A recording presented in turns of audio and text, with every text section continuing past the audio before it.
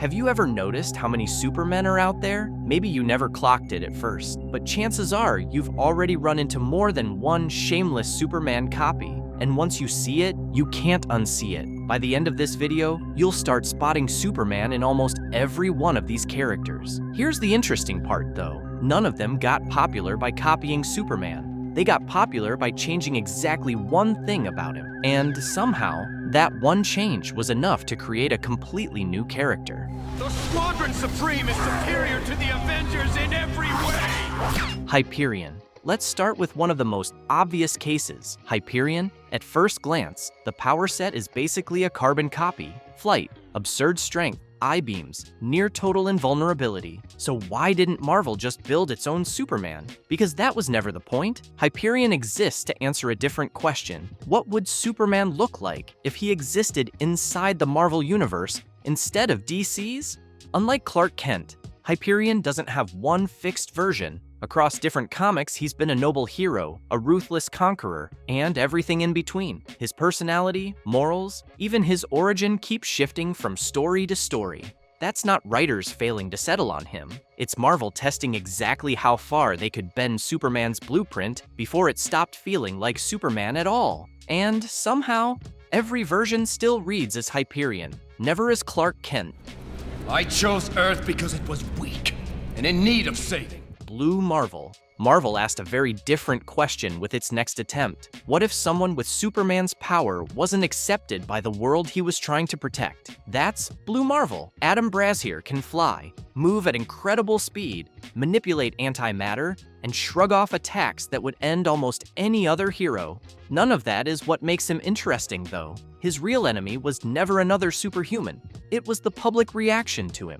After an antimatter accident he caused was used as the official cover story, the US government quietly pressured him into retirement. The real reason, revealed later, had nothing to do with the accident. It was that the country wasn't ready to see a black man hold that much power. Blue Marvel isn't really asking whether unlimited power corrupts. He's asking whether the world is capable of accepting someone strong enough to save it.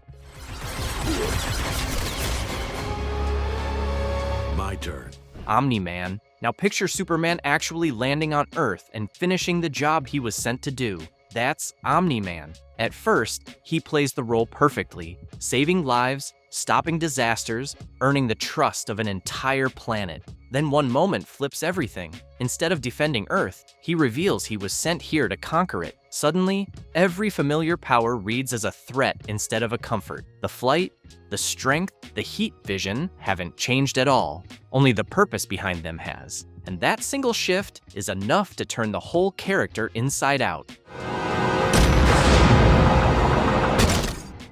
Superman. Here's the reason all of these variations actually work in the first place. Most superheroes share the same basic formula. Bruce Wayne, Barry Allen, Hal Jordan, ordinary people who go through something that turns them into Batman, The Flash, Green Lantern. Their power comes from outside themselves. Superman flips that completely. He didn't become extraordinary. He was born that way, which means Superman isn't the disguise. Clark Kent is. The glasses, the desk job, the deliberately awkward mannerisms, that's the costume. Superman doesn't dress up as a hero, he dresses up as an ordinary person.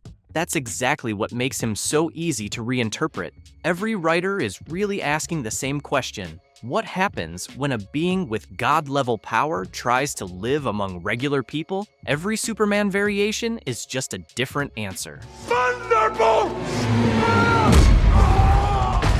Sentry. Marvel's darkest answer to that question is Sentry. What if the thing holding Superman back wasn't kryptonite, but his own mind? On paper, Robert Reynolds is one of the most powerful characters Marvel has ever put on a page. Some stories rank him above Thor, above Hulk, above entire rosters of Avengers combined. But unlike Superman, his greatest threat isn't standing across from him in a fight. It lives inside his own head. The Void, a second personality born from the same power that makes Sentry a hero and strong enough to undo everything he's ever saved. Every time he uses his powers to protect the world, he's also feeding the exact thing capable of ending it. That's a problem Superman was never built to face.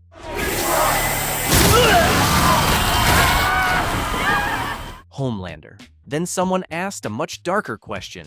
What if Superman had all the power but none of the humanity? That's Homelander. The resume looks nearly identical to Superman's. Flight, near total invulnerability, laser vision that can burn through almost anything, and the public treats him the same way as the greatest hero alive. But that's just the image. Clark Kent grew up on a farm, learning kindness and humility the slow, ordinary way from people who loved him. Homelander grew up in a lab, treated like an experiment instead of a child. So where Superman sees his powers as a responsibility, Homelander sees them as proof everyone else is beneath him. He's not Superman gone bad, he's Superman who never got the chance to become good in the first place. There's something up. Icarus? Marvel's other major variation is Icarus, who at a glance barely looks like a variation at all. Just Superman repainted in different colors. He flies, hits hard, fires energy from his eyes, and even carries a similarly calm, composed demeanor. The real difference shows up somewhere else. Icarus never actually chooses humanity. He spends thousands of years living among people, protecting them, fighting beside them, even falling in love with one of them. But when he's finally forced to pick between the people he loves and the mission he was created to complete, he picks the mission. That's the exact inverse of Superman. Kal-El would abandon the mission to save humanity. Icarus abandons humanity to complete the mission. One decision, a completely different character.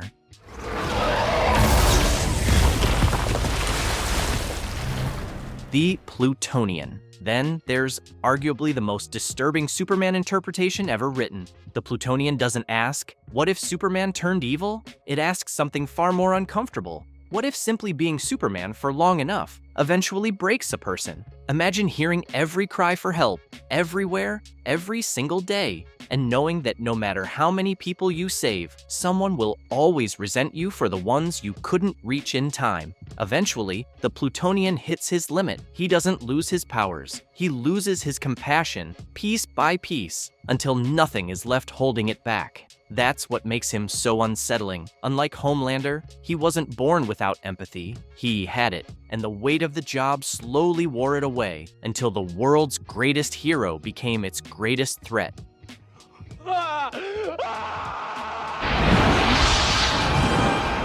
So why does this keep happening? Why does nearly every publisher eventually end up building their own Superman? Because Superman was never just a character. He's one of the most durable ideas in fiction, and durable ideas invite variation. Strip away his humanity, and you get Homelander. Change his mission, and you get Omni-Man. Split his mind, and trap a monster inside it, and you get Sentry. Make the world he protects turn on him, and you get Blue Marvel. Push him past his emotional breaking point, and you get the Plutonian.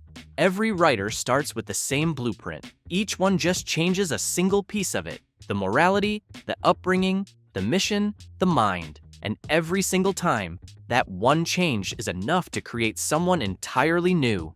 Which is exactly why, after almost 90 years, writers still can't stop asking the same question. What if Superman had been just a little bit different?